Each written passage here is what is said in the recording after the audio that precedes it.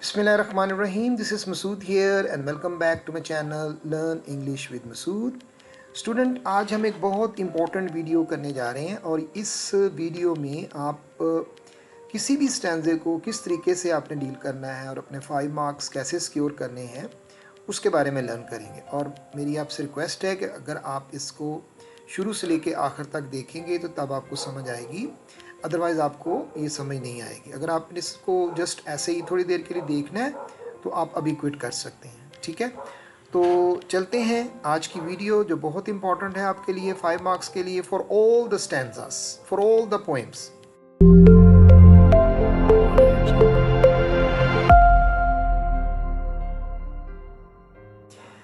The first one is a bird came down the walk. सबसे पहले तो आपने ये जो पोएट का नाम और पोएम का नाम है इसको अच्छी तरह याद कर लेना है, ठीक है। A bird came down the walk by Emily Dickinson. Secondly आपने सेकेंड पोएम का अच्छी तरह नाम याद करना है, the echoing green by William Blake. फिर थर्ड आपको याद होना चाहिए, those winter Sundays by Robert Hayden. And last one जो फोर्थ पोएम है that is Rubaiyat by Allama Mohammad Iqbal. तो आपने सबसे पहले इन पोएट के नाम और पोएम के नाम अच्छी तरह याद करना है। अब हम एक पैटर्न देखेंगे और उस पैटर्न में फिर हम उसको फिट इन भी करेंगे स्टैंजा को।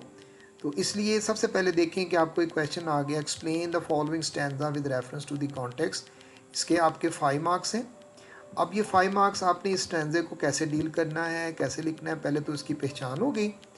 तो पहचान करते हुए जब आप पहला रेफरेंस लिखेंगे, this stanza has been taken from, अब आपको पता चल गया कि ये a bird came down the walk से है, तो इस जगह पर आप पोएम का नाम लिख देंगे, ठीक है। इस जगह पर आपने पोएट का नाम नहीं लिखना बल्कि पोएम का नाम लिखना, नेम ऑफ द पोएम।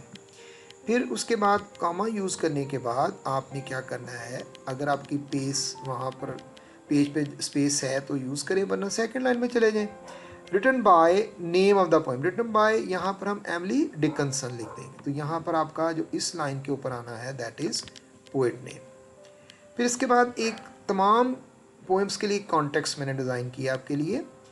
तो जब आप कोई भी, अगर आप एक्विंग ग्रीन का लिख रही हैं या रुबायात का लिख रही हैं, जो भी आपने पोएट का नाम याद किया हुआ है जिसका स्टैंजा आप डील कर रहे हो, तो विलियम ब्लेक का अगर किया तो यहाँ पर आपका विलियम ब्लेक का नाम आ जाएगा। अब ये हमने एमिली डिकिंसन का लिया हुआ था तो यहाँ पर हम पोएट्स नेम यूज़ करेंगे इस जगह पर। Emily Dickinson in the poem describes her way of observing nature and life with meaningful but simple diction. Simple diction is सादा अल्फाज में. The poet uses vivid imagery and thought to describe nature, human life and relationship. The poem creates strong picture in the reader's mind and makes him reflect on. यहाँ तक तो आपने लिख लिया। अब इसके बाद reflect on के बाद आपने क्या लिखना है, ये 4 लाइंस हैं, इनमें से कोई एक लाइन यहाँ पर फिट इन होगी, ठीक है। या ये होगी, या आपकी ये वाली होगी, या आपकी ये वाली होगी। अब डिपेंड करता है कि आपने कौन सी पोएम के बारे में लिख रही है। अब ये हमारी फर्स्ट पोएम की थी तो इस जगह पर ये वाली जो लाइन लिखी हुई है, ह्यूमन रिलेशनशिप विद नेचर, ये जो है ये हम यहाँ पर लिखेंगे, ठीक है। तो इस जगह पर आप लिखेंगे तो ये आपका यहाँ पर आ जाएगा, reflect on human relationship with nature, ठीक है। ये है if the stanza of a bird came down the walk है। अगर आपका स्टैंजा एक्विंग ग्रीन से है तो फिर आप यहाँ पर ह्यूमन लाइफ साइकिल लिख देंगे। अगर आपका स्टैंजा दोज विंटर्स डेज का है तो फिर आप ये वाली फेमिलियर लाइन लिख देंगे, ठीक है। तो डिपेंड करता है कि आपने स्टैंजा कौन सा लिया है। इन 4 लाइंस को इस जगह पर आप फिट इन कर देंगे। I hope is it clear. और अगर आपको क्लियर नहीं है तो आप नीचे कमेंट बॉक्स में इसको ज़रूर मेंशन कीजिएगा कि मुझे समझ आ गई है कि नहीं। अब नेक्स्ट आपने एक्सप्लेनेशन कैसे डील करनी है। एक्सप्लेनेशन में भी आपने क्या करना है कि the poet in the spontaneous overflow, ये स्टार्ट इससे करेंगे, of his powerful feelings describe. अगर आपने एमिली डिकिंसन को लिया हुआ है तो इस जगह पर आप हिज की जगह पर हर यूज़ कर लीजिएगा। डिस्क्राइब्स हर एक्सपीरियंस विद, अब यहाँ पर आपने ये जो स्टैंजा है इसकी लाइनों को पैराफ्रेज करके यहाँ पर लिख देना। बर्ड है, अब ही डिड नॉट नो, ये बर्ड है, इसमें आप पोइट के बारे में जो उसकी पैराफ्रेज है उसकी एक्सप्लेनेशन है चंद एक लाइनों में, बिल्कुल अगर वही आप सीधी करके यहाँ लगा देंगे तो थर्ड पर्सन में लिखना है, उसमें आई माई जो वी है उसे यूज़ नहीं करना, बल्कि आपने ही शी इट दे में यूज़ करके यहाँ लिख दिया।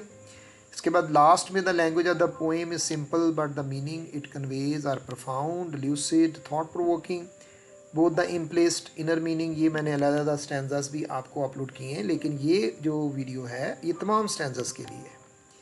Explicit meaning invite the reader to use imagination and draw his own conclusions. ठीक है, अब हम इसी पैटर्न को फॉलो करके इसके जो दूसरा पार्ट है उसमें हम एग्जाम्पल लेंगे। ये एक स्टैंजा है, ये स्टैंजा आ गया और हमने इसको कैसे अटैम्प्ट करना है। ठीक है, सबसे पहले देखें हमने लिखा this stanza has been taken from a bird came down the walk, लिखा, कॉमा यूज़ किया, उसके बाद नेक्स्ट हमने रिटन बाय एमिली डिकिंसन लिख दिया। ठीक है, फिर कॉन्टेक्स्ट में देखें मैंने यहाँ पर पोइट का नाम लिखा हुआ है।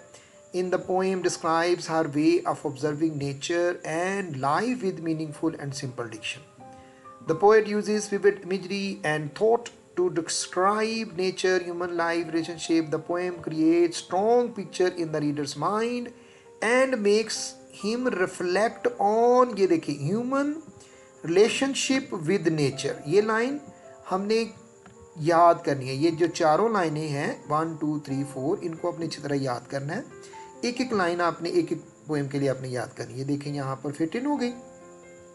फिर एक्सप्लेनेशन में हमने लिखा the poet in the spontaneous overflow of her powerful feeling describes her experiences. ठीक है, with a bird in the park she saw the bird but the bird did not know her presence. ये देखें, इसी स्टैंजे को हमने simple word में explain करके लिख लिया। उसने उसकी पहचान की या नहीं की उसको बिल्कुल नहीं पता चला, but the bird did not know her presence. The poet saw that the bird bit an angleworm, उसने एक एंगलवॉर्म को बिट किया, and halves and ate it. देखिए सिंपल सी लाइनें आपने यहाँ पर वो लिख दी। फिर एंड पे आपने ये लाइन लगा देनी है the language of the poem is simple but the meaning it conveys are profound lucid thought provoking both the implicit. ये इम्प्लिसिट का मतलब होता है इनर एंड एक्सप्लिसिट का मतलब outer, meaning invite the reader to use imagination and draw his own conclusion. ये explanation है बिल्कुल सादा तरीके से, इसमें कोई कोटेशन नहीं है। अगर आप कोटेशन लगाना भी चाहें, I have upload another video, उसमें आप देख सकते हैं स्टैंजा में कि आप किस तरह उसको लगाते हैं।